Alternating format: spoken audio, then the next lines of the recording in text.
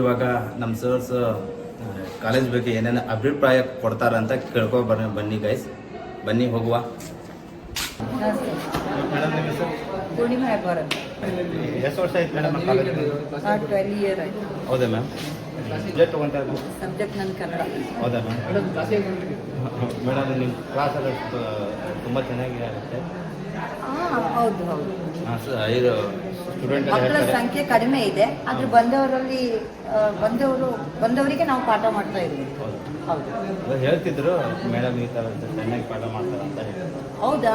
Very good thank you. Thank you ma'am. Sir ನಿಮ್ಮ ಹೆಸರು? ಹೆಸರು ಪ್ರಕಾಶ್ ಅಂತ ಹೇಳಿ. ಹೌದು ಸರ್. ಸಬ್ಜೆಕ್ಟ್ ಒಂದು ಕನ್ನಡ ಸಾಹಿತ್ಯ ಮತ್ತು ಕನ್ನಡ ಬೇಸಿಕ್ ಸಂಬಂಧಪಟ್ಟಂತ. ಸರ್ ನಮ್ಮ ಕಾಲೇಜಿಂದ ಬಂದು ತುಂಬ ವರ್ಷ ಆಯ್ತು ಸರ್. ಇಲ್ಲಿ ಬಂದು ಎಲ್ಲ ಹೇಳ್ತಿದ್ರು ಸ್ಟೂಡೆಂಟ್ ಪ್ರಕಾಶ್ ಸರ್ ಚೆನ್ನಾಗಿ ಪಾಠ ಮಾಡ್ತಾರೆ ಅಂತ ಹೇಳ್ತಿದ್ರು. ಅದಕ್ಕೆ ಬಂದಿದ್ದು ಸರ್. ನಮ್ಮ ಕಾಲೇಜ್ ಬಗ್ಗೆ ನೀವು ಒಂದೆರಡು ಮಾತನಾಡಿ. ನನಗೆ SSLC ಗೌರ್ಮೆಂಟ್ ಕಾಲೇಜಲ್ಲಿ ಎಲ್ಲ ವಿದ್ಯಾರ್ಥಿಗಳು ತುಂಬ ಮಾರಲಿ ತುಂಬ ಒಳ್ಳೆಯ ವಿದ್ಯಾರ್ಥಿಗಳಿದ್ದಾರೆ. ಆದರೆ ನನ್ನ ಅಭಿಪ್ರಾಯದಲ್ಲಿ ಸ್ವಲ್ಪ ಅಧ್ಯಯನಶೀಲದ ಕಡೆಗೆ ಸ್ವಲ್ಪ ಅವ್ರ ಮನಸ್ಸು ಕಡಿಮೆ ಇದೆ. ಆದ್ದರಿಂದ ಅವರು ಎಲ್ಲರೂ ಕೂಡ ಒಳ್ಳೆಯ ವಿದ್ಯಾಭ್ಯಾಸನ ಮಾಡಿದ್ರೆ ಅವರು ಏನು SSLC ಒಳಗೆ PUC ಒಳಗೆ ಅತಿ ಹೆಚ್ಚು ಅಂಕವನ್ನು ಪಡೆಯುತ್ತಾರೆ. ಅದು ಡಿಗ್ರಿ ಒಳಗೆ ಬಂದಾಗ ಅದೇ ಉತ್ಸಾಹ ಮತ್ತು ಅದೇ ಒಂದು ಅಭಿಷ್ಠೆಯೊಳಗೆ ಅವರು ಮುಂದುವರೆದ್ರೆ ಖಂಡಿತ ಒಳ್ಳೊಳ್ಳೆ ಪರೀಕ್ಷೆಗಳನ್ನು, ಸ್ಪರ್ಧಾತ್ಮಕ ಪರೀಕ್ಷೆಗಳಲ್ಲಿ ಎದುರಿಸಿ ಅವ್ರ ಜೀವನವನ್ನು ಉತ್ತಮಪಡಿಸ್ಕೊಳ್ಬೋದು.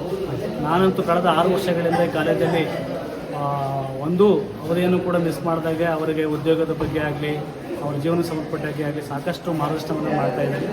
ಅದರಲ್ಲೂ ಒಂದಷ್ಟು ವಿದ್ಯಾರ್ಥಿಗಳು ತುಂಬ ಚೆನ್ನಾಗಿ ಅದನ್ನು ಅನುಸರಣೆ ಮಾಡಿ ಈಗಾಗಲೇ ಅನೇಕ ಕೆಲಸಗಳಿಗೆ ಪೊಲೀಸ್ ಆಗಿರ್ಬೋದು, FD ಆಗ್ಬೋದು, SD ಆಗ್ಬೋದು, SSC ಆಗ್ಬೋದು, ಬ್ಯಾಂಕಿಂಗ್ ಸೆಕ್ಟರ್ ಆಗ್ಬೋದು, CA ಎಕ್ಸಾಮ್ ಆಗ್ಬೋದು, ಇನ್ನೂ ಅನೇಕ ಎಕ್ಸಾಮ್ಗಳನ್ನು ಅವರು ಬರೆಯುವಂಥ ಪ್ರಯತ್ನ ಮಾಡ್ತಾ ಇದ್ದಾರೆ.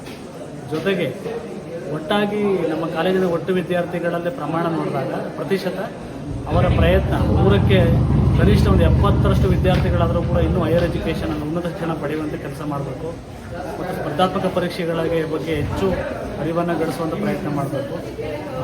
ಈ ದಿಶೆಯೊಳಗೆ ನಾನು ಅವರಿಗೆ ಅಂಥ ಮಾರ್ಗದರ್ಶನವನ್ನು ಕೊಡುವಂಥ ಪ್ರಯತ್ನ ಪ್ರತಿನಿತ್ಯ ಮಾಡ್ತಾ ಇದ್ದೇನೆ. ಕೆಲವು ವಿದ್ಯಾರ್ಥಿಗಳು ಅದರ ಬಗ್ಗೆ ಆಸಕ್ತಿ ಹೊಂದಿದೆ. Thank you sir. ಹಾಗೆ ಸ್ಟೂಡೆಂಟಲ್ಲಿ ಹೇಳಿ ಸರ್, ಪ್ರಕಾಶ್ ಸರ್ ಈ ಥರ ಪಾಠ ಚೆನ್ನಾಗಿ ಮಾಡ್ತಾರೆ, ಅರ್ಥ ಆಗುತ್ತೆ. ಅಕಸ್ಮಾತ್ ಅರ್ಥ ಆಗಿಲ್ಲ ಅಂದರೆ ಫೋನ್ ಮಾಡಿ ನಮಗೆ, ಇದನ್ನು ಸ್ಟಾಫ್ ರೂಮಲ್ಲಿ ಇರ್ತೇನೆ, ಬಂದು ಏನಾದರೂ ಡೌಟ್ ಇದ್ದರೆ ಕೇಳ್ಕೊಂಡು ಹೋಗಿ ಎಲ್ಲ ಹೇಳಿದ್ರು ಸರ್. ಚೆನ್ನಾಗಿ ಪಾಠ ಮಾಡ್ತಾರೆ ಅಂತ ಹೇಳಿದ್ರು. ಈಗ ವಿದ್ಯಾರ್ಥಿಗಳು ಆ ಪಾಠವನ್ನು ಕೇಳಿಸ್ಕೊಂಡು ಅವ್ರ ಜೀವನ ರೂಪಿಸ್ಕೊಳ್ಬೇಕು ಅನ್ನೋದೇ ನಮ್ಮ ಒಂದು ಮೂಲ ಉದ್ದೇಶ.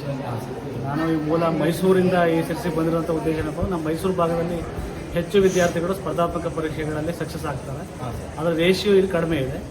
ಆ ಒಂದು ಉದ್ದೇಶದಿಂದ ಇಲ್ಲಿ ಆ ಮಕ್ಕಳು ಎಸ್ಪೆಷಲಿ ನಮ್ಮ ಕಾಲೇಜಿಗೆ ಬರುವಂಥ 100% ವಿದ್ಯಾರ್ಥಿಗಳಲ್ಲಿ 75ರಿಂದ 80 ವಿದ್ಯಾರ್ಥಿಗಳು ಅತ್ಯಂತ ಬಡ ವಿದ್ಯಾರ್ಥಿಗಳು, ಹಿಂದುಳಿದ ಸಮುದಾಯದಿಂದ ಬರುವಂಥವರು, ಆರ್ಥಿಕವಾಗಿ ಸಬಲೀಕರಣ ಆಗಿರುವಂಥ ವಿದ್ಯಾರ್ಥಿಗಳು. ಅವ್ರ ಬದುಕು ಸಾಕಾರ ಆಗಬೇಕು, ಅವ್ರ ಬದುಕು ಚೆನ್ನಾಗಾಗಬೇಕು ಅನ್ನೋ ಉದ್ದೇಶದಿಂದ ನಾನು ಅವರಿಗೆ ಮಾರ್ಗದರ್ಶನ ಮಾಡ್ತೀನಿ.